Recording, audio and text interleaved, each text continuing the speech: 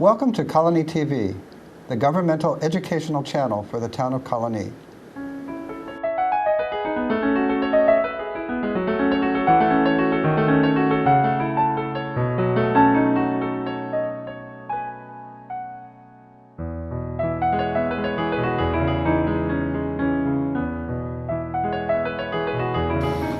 Well, welcome to Meet the Author. My name is Joe Nash. Today we're going to be talking to Julia Lebentritt. She's the author of this new book, As Long as You Sing, I'll Dance, and the subtitle is The Bond, Not the Burden, The Blessing of Reciprocal Caregiving. Julia works with elderly people, and she helps people who are caregivers of people with dementia and Alzheimer's, and she used to be the director of the Lullaby Project, and she is a lullabologist. So welcome, Julia. Thanks for coming. Thank you, Joe. And I'll just say quickly, we'll get to this at the end, but Julia's going to be here on Saturday, July 20th at 1 p.m. Talking about her book and giving a little presentation for people who are caring for people with dementia or Alzheimer's. I know many people are these days. So why don't we start with, I always like to ask people, give us the Capsule, short version biography, because as director of the Lullaby Project, from what I read in your book, it seems like it led you into working with elderly people. Yes, okay, the Capsule is that when I was living in New York City, I got the idea from doing some music therapy. I was studying music therapy to write a project for a grant called New York City Lullabies.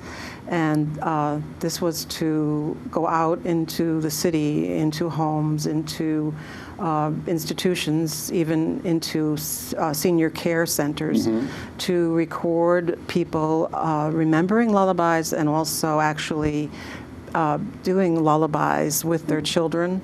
So I went into many multicultural environments, different ages, different types of partners, adult partners, into daycare centers, and actually recorded those interactions. And the grant was also to produce a 60-minute tape, which I did, New York City Lullabies.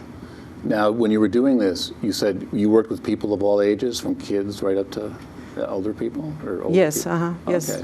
Okay. So, and I was skimming through your book. In your book, you mentioned it was coming home after being away from this area. You're a native of Troy for many years, and it was caring for your mother that somehow now you're working with. How did you start working with the elderly people doing this? After I got my MFA in creative writing in 1995, the next day I needed a job, and we were sort of new in Vermont, and I started working as a recreation therapist, basically, in a continuing care retirement community. So I started in the 95 working with retired people doing activities. And this continued in Vermont when I was a case manager for an agency on aging. And I did field work, advocating for the elders up in Vermont. So what happened was, when I returned to Troy, my mom had already passed away, and I had gone through the huge, difficult period of her dementia and decline. So I ended up getting a job as a full-time activities director at what was a continuing care retirement community, meaning there were all levels of care at, of all places, Kenwood Convent.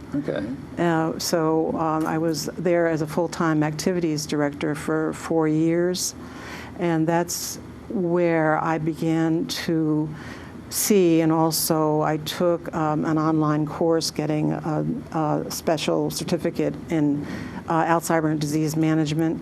So I read a lot of people's work on care for dementia people, and I began to see that there was a need to return to the first language. In my experiences at Kenwood Convent up until about 6 years ago. That's where I was working. In your book here, you mentioned people with dementia and Alzheimer's. You're right that they want to communicate. How? Why don't you talk a little bit about that? Is are there difficulties in people in that situation communicating, or you just can't get it out, or what's? Well, yeah, what happens, what we know happens is that there's a gradual, slow process of change in the brain cells. And this often will hit in the dementia, types of dementia, the communications patterns, the communication skills. So in my mother's case, the first evidence of her dementia was that she didn't know who I was. Mm-hmm. So she just didn't know that I was her daughter anymore, and that she went in and out of that, and it was very, very painful for both of us. But I didn't understand what dementia was at that time, and so I was in a state of shock and fear, and having been abandoned feeling, losing my mother. So her communications changed drastically with me and other people. Mm-hmm. At the same time, she wanted to communicate, and she could, but she was so changed. Yeah. It was a different kind of communication. Okay. I mean, if your mother doesn't know you're her daughter. Yeah. No, I've seen similar situations. Right. So when did you start coming up with combining your knowledge and working with lullabies with working with elderly people? How did that come about? Well, as the director of activities, I also went to the Alzheimer's Association for their Alzheimer-based care program that, and I learned a lot of different ways to approach the different levels of dementia care. And I had 2 different levels of dementia care at the convent, and I began to see that it was communicating with people who are not able to communicate like they used to be able to communicate. Like they used to, I think is right, the key, yeah. the key there. That you really do need to use much more nonverbal and slower and mindful communication tactics, eye contact, recognizing, validating who they are. Hello, Joe, how are you today? Use voice in a soothing way, because there's often a great deal of irritation and anxiety if you're losing your mind that you had and your communication skills. Well, now you can't find the words, if you have dementia. Did you find that there were many, I know there's a lot of different institutions, I don't know if it's the right word, that care for people. Did you find that many of the caregivers maybe didn't approach their patients like that? Because in your book, you write a lot about what you ask of the caregivers. They need to sort of look within you. In your book, you were saying, did you find caregivers just looking at it as, oh, this is just someone, and they don't, you seem to stress, being present with the person, I guess I could say. Were you finding that wasn't happening a lot, or? Yes, and I'm very motivated by my own feelings of rage about that sometimes. Sometimes the caregivers, even people that I hired to work in activities, didn't know how to find the person, and they would comment on that I seemed to have some special way of knowing what was going on with the person. I mean, to try and find this person who wants to communicate like you. Yes, right. I'm just talking a simple little thing like I knew a woman who had a way of repeating her speech, and there's a technical word for it, but I won't put it there, but she was that. I found out that she liked cats. So whenever I saw her, I went, meow, meow, meow, and then this smile would come on her face, and she would meow, meow, and we would talk to each other, and she was so alive. If you look into the eyes of someone who's suffering, sometimes you find an understanding of our entire life, that, like the eyes of say, a Buddha or whatever. That you find the life of a person, the soul, the spirit, and that's still there. There's a change, definitely a change. Do you think that caregivers sometimes don't realize this or forget it or something in the course of trying to deal with maybe caring for 50 people or something, or in one? Yes, I find that there's a lot of international and national movement now to get the stress out of our lives, and also to get a more humane approach to the business world. And I also work as a bereavement facilitator for hospice, and I know that our caregivers are being restricted from some of the more humane care because of requirements, and because of regulations. And it is also true that regular family caregivers are often caring for, they're the sandwich generation, caring for two ends, both the young and the old at the same time, and working women. Well, you mentioned in your book a lot of caregivers, if you're taking care of someone at home, an aging parent or something, that, and in the book you give some examples, but those people are sort of under stress too. Not just the stress of maybe dealing with they have an added burden if they're taking care of a parent. They're the fight and flight generation too, that's caring for both ends. That there's a great need to support caregivers, both professional caregivers and family caregivers, by giving them ways to handle their stressful load, and also realize that caregiving can be reciprocal, and that's something that I'm using as my method, reciprocal care. I was going to say, in your book and your website, or I'm sorry, not your website, your company is called Spontaneous Care Communications, but the term you use in your book here, maybe you could explain what this is. You call it reciprocal caregiving. Now, your whole book is sort of based on this. What is reciprocal caregiving? Reciprocal caregiving is about relationship that, in other words, there's a mutual exchange possible, and that it's not that you're someone I have to take care of. I'm not here just to feed you or something. Right, you're not, exactly. Yeah. And also, this reciprocal caregiving, I saw this when I was working with parents and children, and the lullaby. And the thing is that there's a singing outward and a singing inward. So what we need to realize is that there is so much that you can be given back, and the book is a collection of all that I was given back by being a reciprocal caregiver, because I realized I was growing myself. So it's a mutual exchange.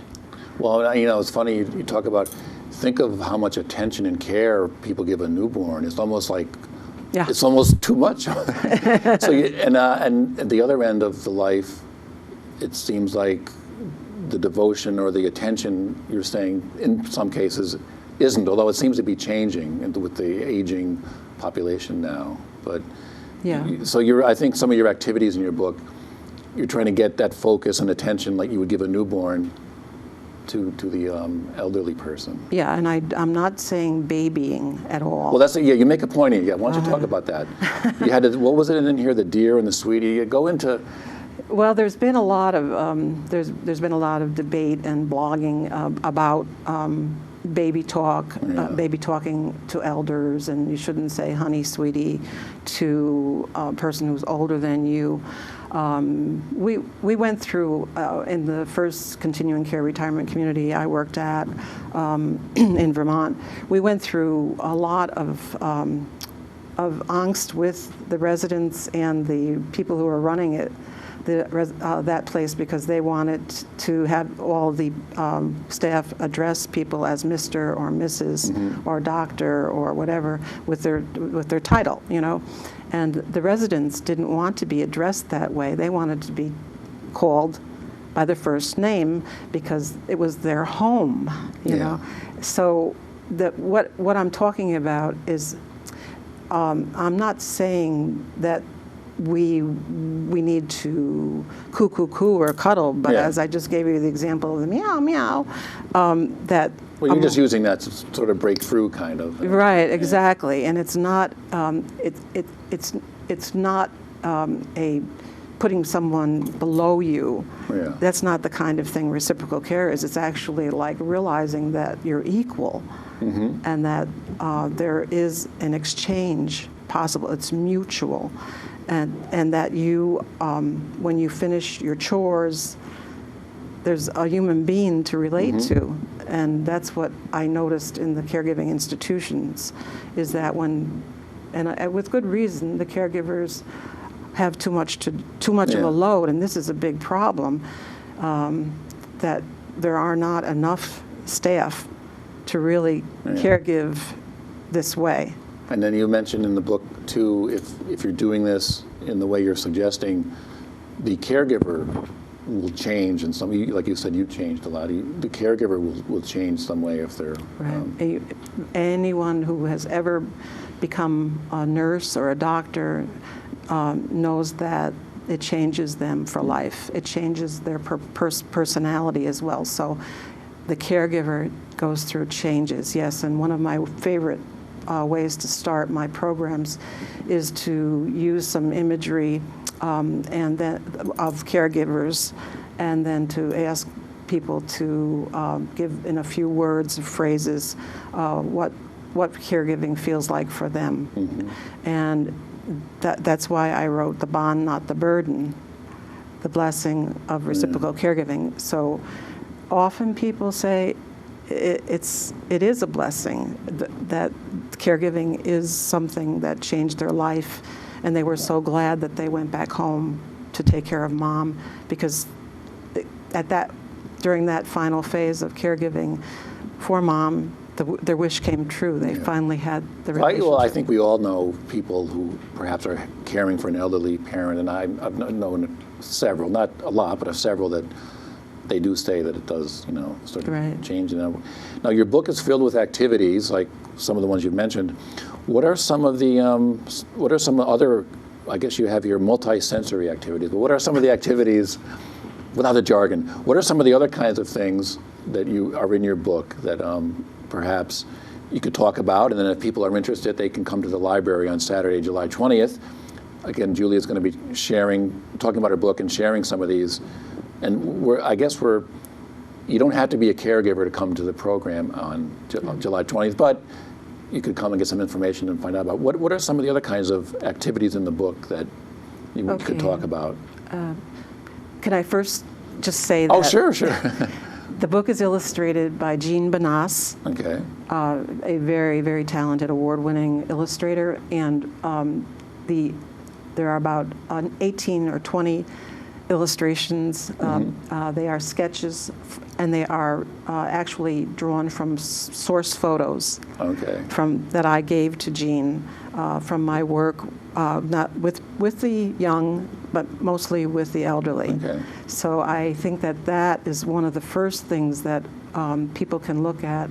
Like one photo is of a college student who was interning with me at the activities program, and she's massaging a woman's hands, and there's this, you can see this relationship is so calming, so the photos themselves are suggestive of activities that I detail in the book. One of my favorites is the first one in the book. The first chapter of activities is conducting. Each chapter of the activities has modules, basically. So the first part is a story from my experiences collecting lullabies. And in this case, the conducting story is the 5-week-old conductor. And the 5-week-old conductor is a baby that I met in a nursery, and her mother pointed out how the child, when she wound up the mobile that played Raindrops Keep Falling on My Head, when she wound it up, and we would just look in from the outside the door, we would see the baby go, ah, ah, ah, and kicking legs, Yeah. you know, and then when the sound of the mobile would go quiet, the baby would like start fussing, you know. Okay. So the effect of the music was to invigorate the child. So from that, I go into the next module in the activity chapter, which is the leader's guide to conducting. And that's what I did in my music and movement programs at the retirement place. I put on Handel's Water music, and I conducted. And people sat in wheelchairs or wherever. Some people watched. You were conducting as the music was playing. Yes, Okay. and some people had scarves that they did. They started getting into it, kind of. Yeah, Okay. and so it was movement and communication. Yeah.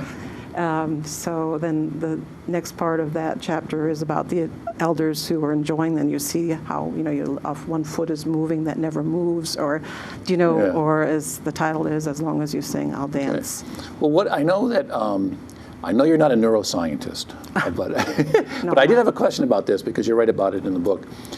What is it about a very, very familiar song, or even a lullaby or a nursery rhyme, or even like something so ingrained in us, like Beatles songs? What is it about this really, really familiar stuff that? What does it activate in our brains? Do you know? I mean, whatever age you are, do you know? I mean, have you read anything or studied that at all, or do you know what that could, how that? The neuroscientists are very important right now, and they're going to bring it all together for us.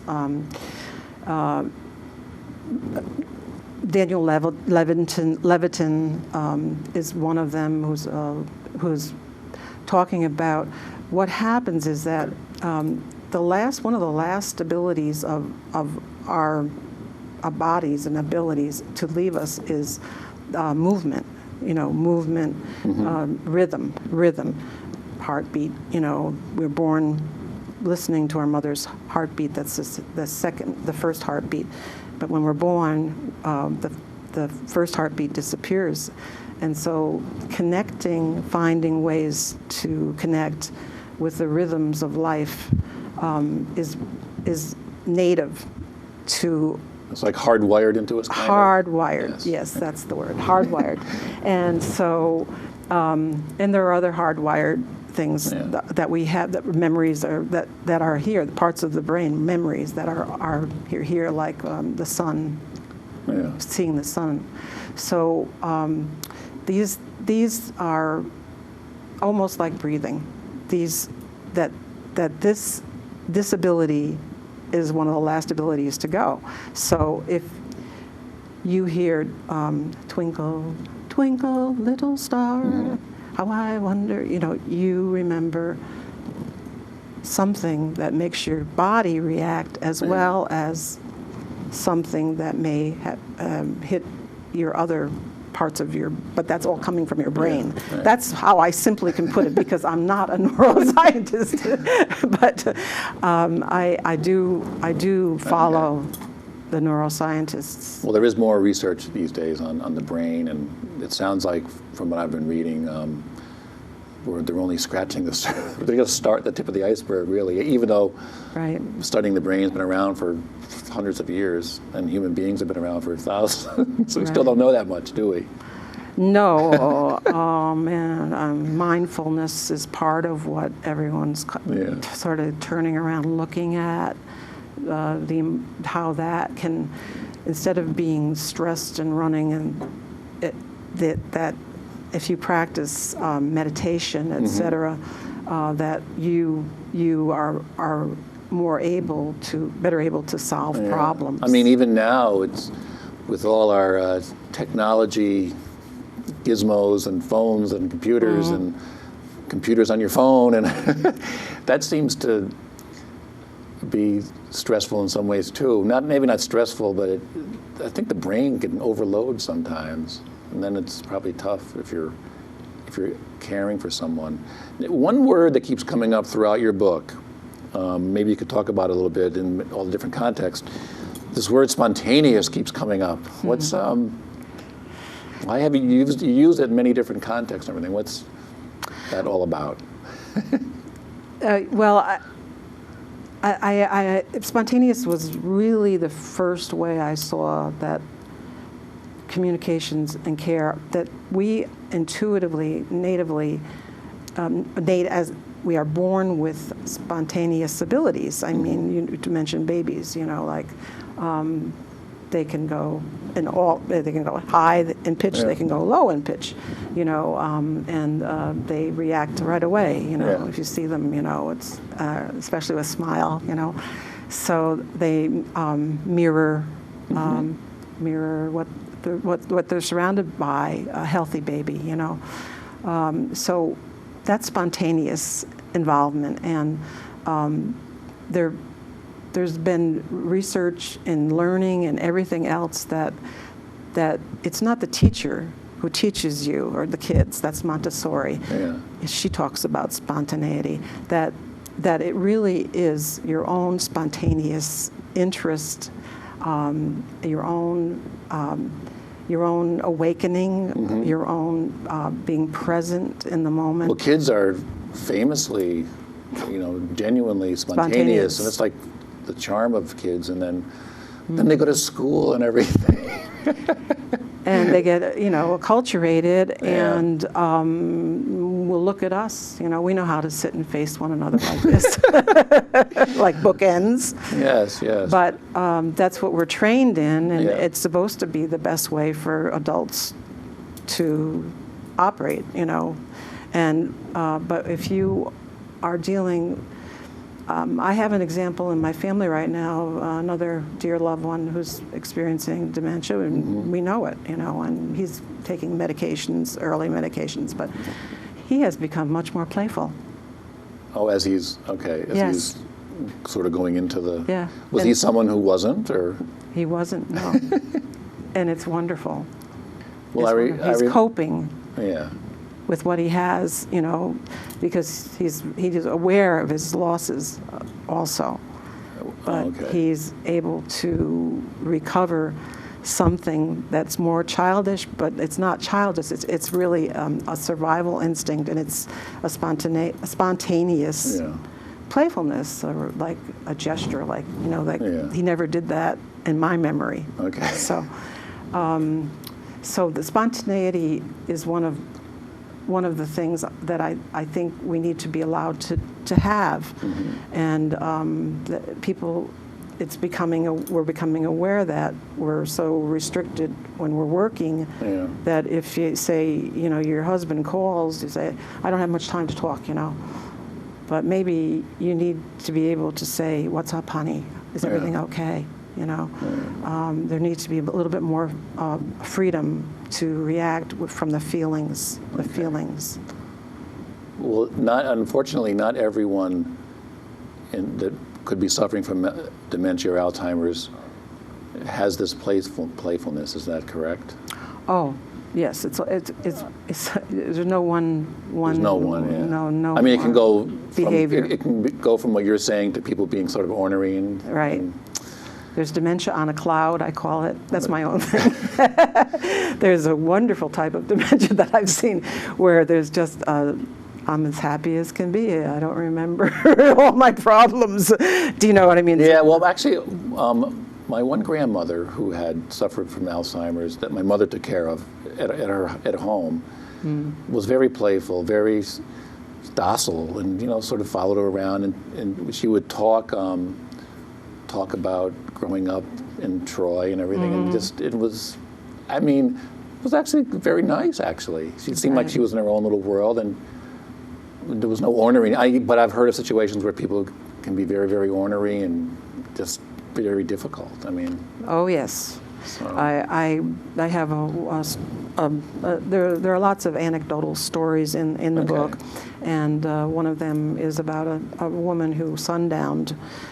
Basically, when we're getting light is lessening at the end of the day. There are some people who have dementia that it just brings out all their anxiety, their fear, and she would start operating. She was able to pedal her wheelchair and go down the hall. She wanted to go back to Chicago. She'd try all the doors. It was amazing how she would try to escape at the sundowning time. And that's why I always would put a music and movement program before the supper hour in that time period at the end of the day, because the music would calm people, or they actually, I had them playing with some wonderful percussion tracks, you know, like with drumming, you know, and it would just capture them so that they didn't go off into this. With this particular resident, it was extreme, and it was shouting, it was yelling, it was very annoying to everyone, very disruptive behavior. And one of the ways I was able to get her was to put on an Irish tape, a video, and she would stop and say, "Oh, my father's singing," and her father was Irish, and so that would, you know, like redirect her into something else she'd forget, her fear, her anxiety. But there is like there are behaviors that are very difficult, and that's why there's so much medication used too, in institutional settings, especially in the homes too. Well, did you ever foresee yourself being such an advocate for elderly people? Not. I guess I didn't, because I have an English education background, and I was a teacher. Then I did a lot of ESL in New York City, and here too with the International Center. And I didn't until I saw, and this was sometime when I was really working. I always wanted to do a book about lullabies, and when I did my MFA, I thought the book would be for parents. But I didn't really pull it off, and so some of this is coming from the manuscripts that I had. But I really saw that that the lullaby is about using it's not just the song and the words, and that's what I saw when I was collecting the lullabies. It's the relationship, it's the kind of relationship that is encouraged by a lullaby type relationship. And then you've seen it working with elderly people. Yeah, it's really necessary. It's really necessary. All right. Well, it's called Validation, also, by Naomi Feil. She did some very important work in dementia caregiving. She called it validation. Validating each other. Well, Julie, her website is called, it'll be on the screen here, reciprocalcare.com. The book, As Long as You Sing, I'll Dance. The Bond, Not the Burden, The Blessing of Reciprocal Caregiving. Julie is going to be here Saturday, July 20th, talking about some of the activities. You don't have to be a caregiver of someone with Alzheimer's or dementia to get some information and to find out some things. We're all going to be dealing with elderly people. We all are, probably, in some ways. So thank you so much for being here. Thank you, Joe. We will see you next time on Meet the Author.